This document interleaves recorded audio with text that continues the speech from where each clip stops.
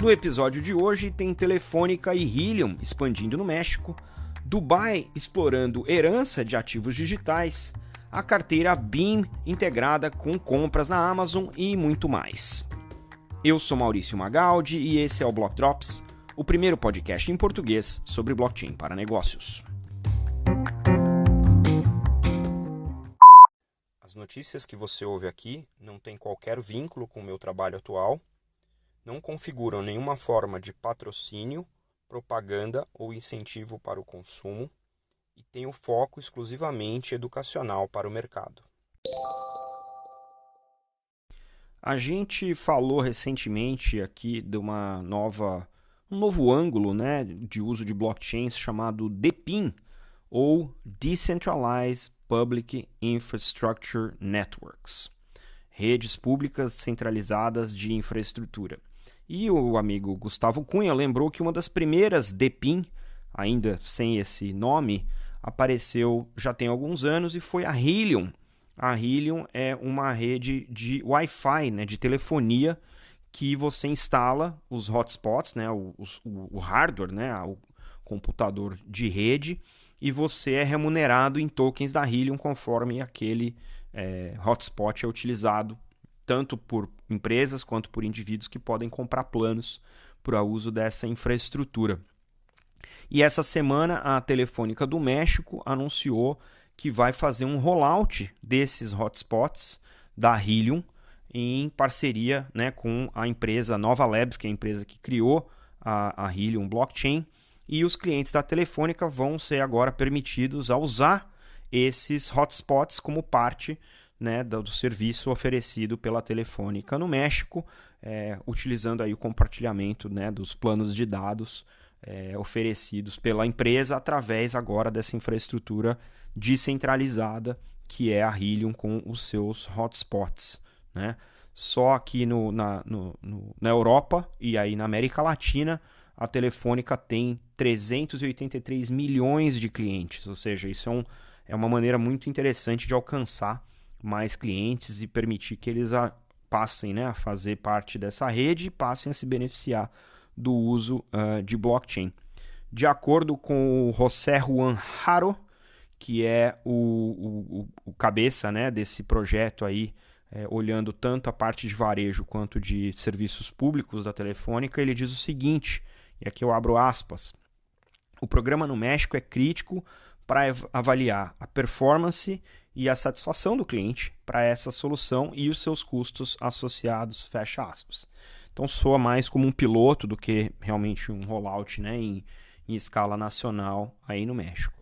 De acordo com a nota aqui, né, a Helium também tem uma parceria em andamento desde 2021 com a Dish, que é uma operadora de internet, conforme ela expande a rede 5G, e agora já tem quase 1 milhão desses hotspots aí, distribuídos em 170 países e 65 mil cidades. De acordo ainda com a nota, a parceria com a Telefônica também vai permitir, né, que a rede descarregue os seus dados móveis para a rede móvel da própria Helium, né, e isso deve ampliar a cobertura da Telefônica para clientes que estão usando esse plano, né, dos dados móveis, de acordo aí com a nota da empresa.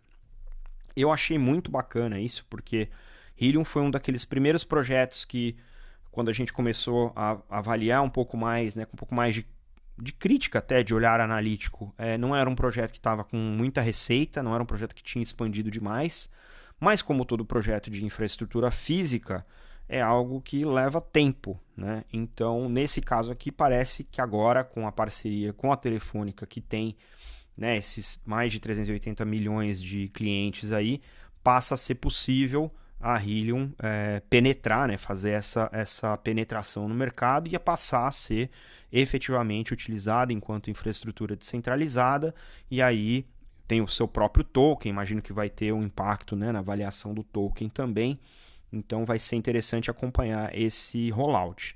Do ponto de vista, né, de acesso, eu acho que isso, em relação ao uso de blockchain, esse é um caso de uso que faz bastante sentido, né? E se você está interessado, né, em participar, a Helium tem também aí o programa de você se cadastrar para receber, né, o pacote. Ele não é um pacote muito simples de instalar, tem um custo, né, mas obviamente a ideia é que você consiga recuperar esse custo fazendo uso dessa infraestrutura, desse DPIN, né, a infraestrutura pública descentralizada.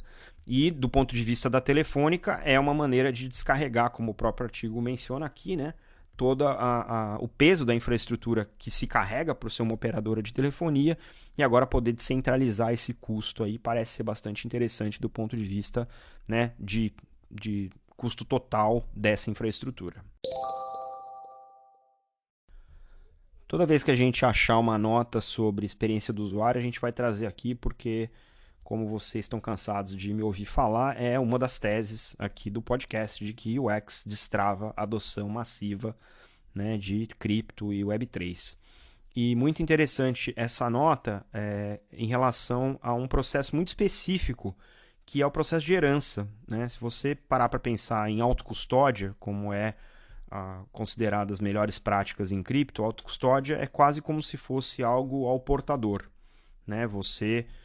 A gente fala muito not your keys, not your coins, né? Se você não tem as suas chaves, as moedas não são suas.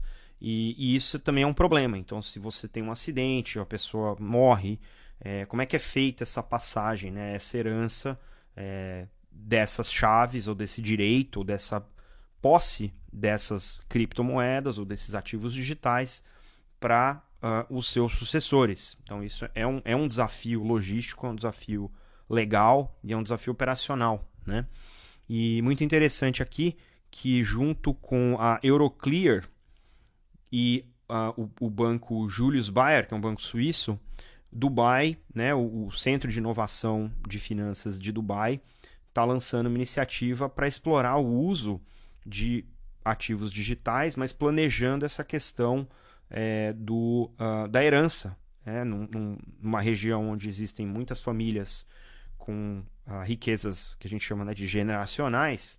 A gente deve ter algum tipo de desafio bastante peculiar que deve levar a uma adoção, né, ou a evolução desse contexto. De acordo com o Philippe Lorenzi, que é o head de estratégia do grupo e de gestão de produto e inovação da Euroclear, ele diz o seguinte, aqui eu abro aspas: ao validar e destravar os benefícios dos contratos inteligentes, que nós temos o potencial de redefinir a narrativa da gestão de riqueza, criando soluções que podem se espalhar por gerações, fecha aspas. De acordo com o Mohamed Ablushi, que é o CEO do Hub de Inovação em Dubai, ele diz o seguinte, que abro aspas também: a região está testemunhando uma tendência em riqueza generacional sendo instalada em uma variedade de diferentes classes de ativos digitais para diversificar e proteger do futuro os seus portfólios. Esse projeto de inovação que a gente está lançando vai ajudar a transformar um dos maiores e talvez menos servidos mercados da região e abrir as portas para um futuro mais inclusivo, mais tecnológico, para todos os negócios de família e para a gestão de riqueza, né, como uma indústria. Fecha aspas.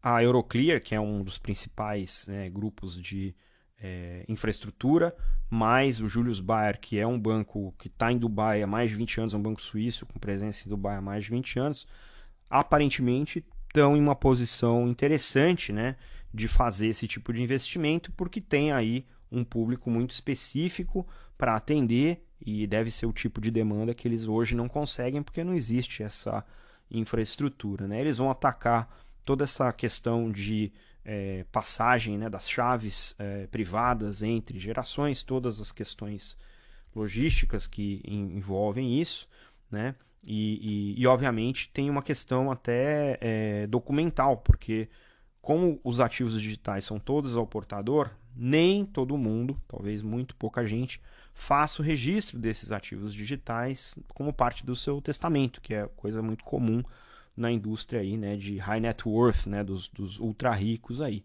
né? E olhando para o Oriente Médio, a expectativa é que na próxima década cerca de $1 trilhão, né, equivalente a $1 trilhão em ativos, são esperados a passar de uma geração para outra nos próximos 10 anos.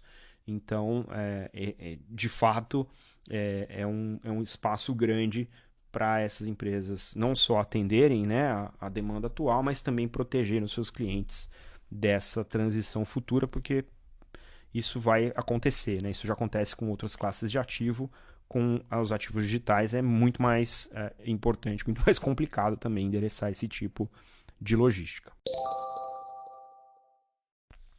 E falando ainda de UX, né, de experiência do usuário, trago aqui uma nota da aquisição de uma aplicação de compras Web3 chamada Join pelo time da Echo, que desenvolve a Beam Wallet. A gente já falou da Beam Wallet aqui algumas vezes, né? Essa aquisição, em teoria, vai ajudar a Beam a se integrar de maneira mais fácil a plataformas como Amazon e Shopify e permitir que os usuários da Beam façam compras usando o seu estoque, né, de criptomoedas nesses e-commerces, nesses sites de e-commerce. Hoje a Beam opera em Optimism e Base, são duas L2 da Ethereum. De acordo com o anúncio feito no Twitter, eles têm uma lista de espera para poder oferecer essa nova funcionalidade. Essa funcionalidade deve ser instalada aí em fevereiro.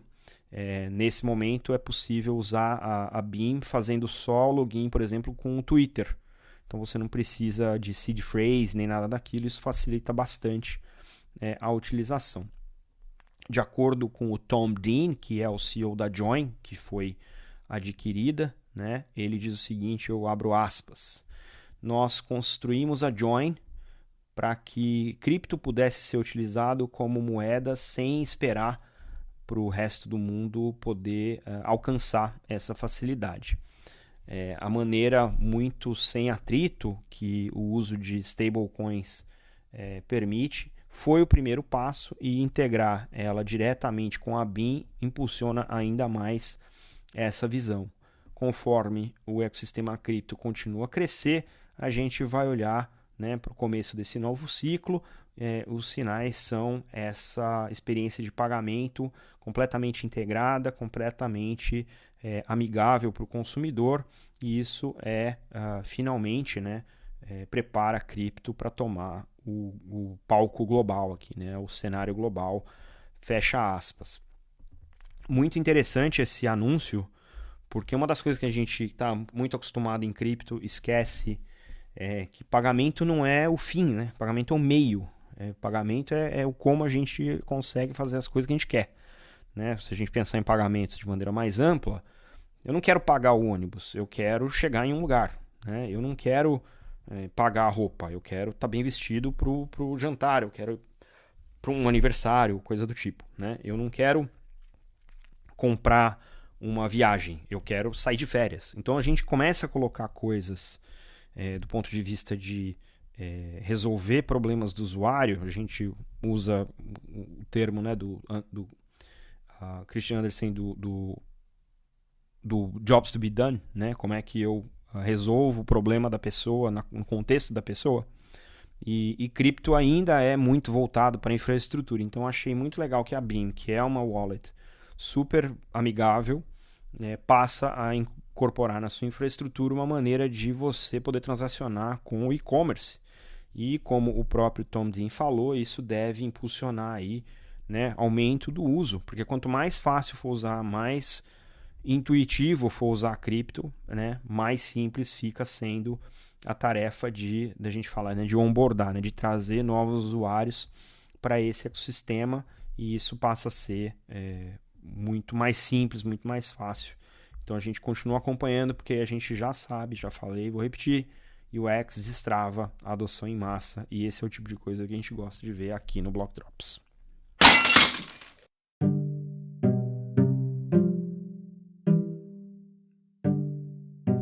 E numa semana cheia de notícias, tem muito mais. O Itaú anunciou que vai usar a plataforma de negociação da Liqui para oferecer ativos digitais para os seus clientes. A Polygon introduziu uma nova tese em escalabilidade chamada blockchains agregadas. O Fitbank e a Go Blockchain anunciaram uma parceria para a tokenização de ativos financeiros.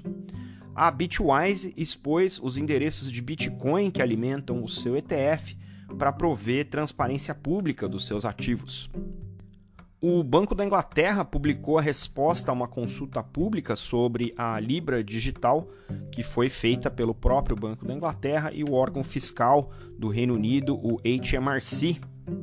El Salvador aprovou a emissão de ativos digitais baseados em grãos de soja no movimento de tokenização. Um evento de Black Swan, ou seja, o cisne negro na mainnet da rede Ethereum, pode necessitar de um rollback, de um retorno da blockchain, se não for endereçado rapidamente. O CEO do OpenSea diz que recebeu ofertas de aquisição, mas que vai esperar para o parceiro certo no momento certo.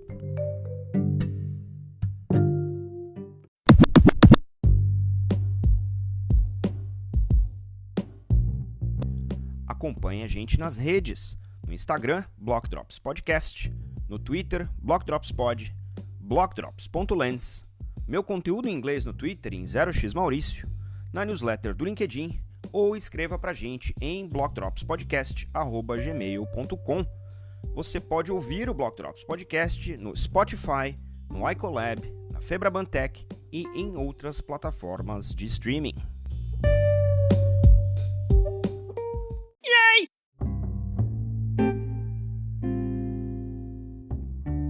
E os salves de hoje, para quem compartilhou os links que você encontra na descrição do episódio, vão para Daniel Cocchieri, Caio Barbosa, Fernando Velica, Leonardo Cavalcante, Lilith Miribian, Lugi Tiller, Bruno Vinick, Laura Shin e Fábio Seixas.